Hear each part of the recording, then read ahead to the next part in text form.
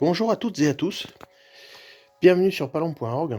Alors aujourd'hui je voulais faire un petit test sur la cartouche Valsteel 33 de BEP. Voilà. Alors c'est une cartouche qui m'a été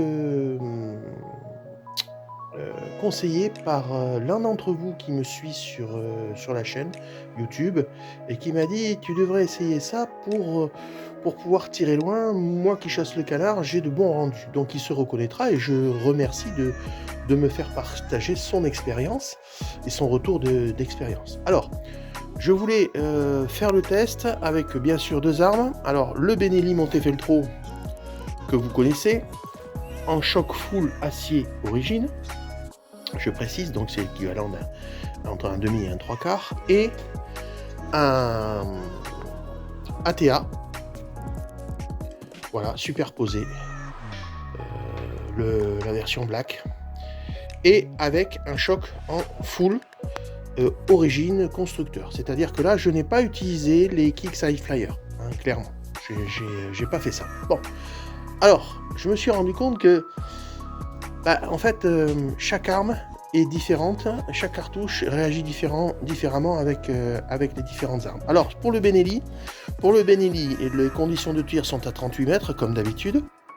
Et ce qui nous intéresse, c'est le noir. Alors, je rappelle qu'on chasse la palombe dans des conditions un peu particulières où on tire loin, dans des arbres dans des pins qui sont bien noirs.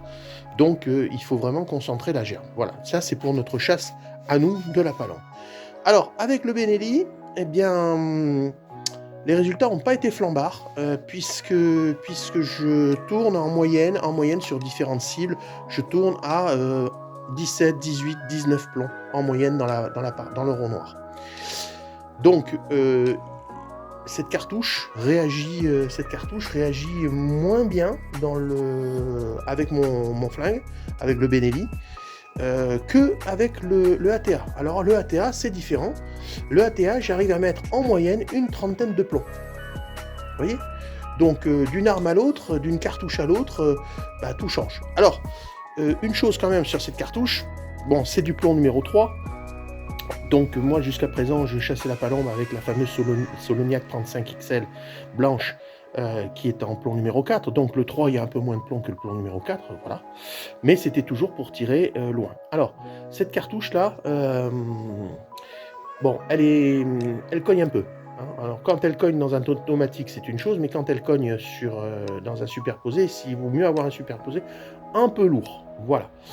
Donc, morale de l'histoire, je vais refaire les tests et m'équiper de choc Kickside Flyer en full acier pour voir la différence. Mais vous voyez, c'est tout l'inverse. Autant la Soloniac réagit très moyennement sur le ATA et très très bien sur le Benelli.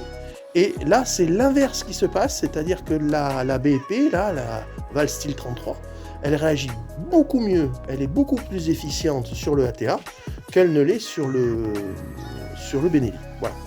Alors je referai les tests, comme je vous dis, avec du Kickside Flyer pour voir la différence. Là, je voulais simplement partir à blanc pour me faire une idée sur ce qu'il en était sur ces modèles-là.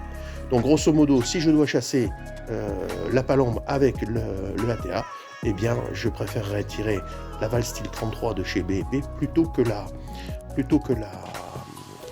Soloniac XL35 acier. Voilà. Bon, c'est un test. Je poursuivrai, mais voyez, d'une arme à l'autre, d'une cartouche à l'autre, tout change. Donc il est important de cibler et puis de trouver le bon mariage entre cartouche et fusil. Voilà. Parce que malheureusement, chaque flingue réagit différemment aux cartouches. Voilà. Allez, je poursuivrai ces tests ultérieurement et à très bientôt sur palombe.org.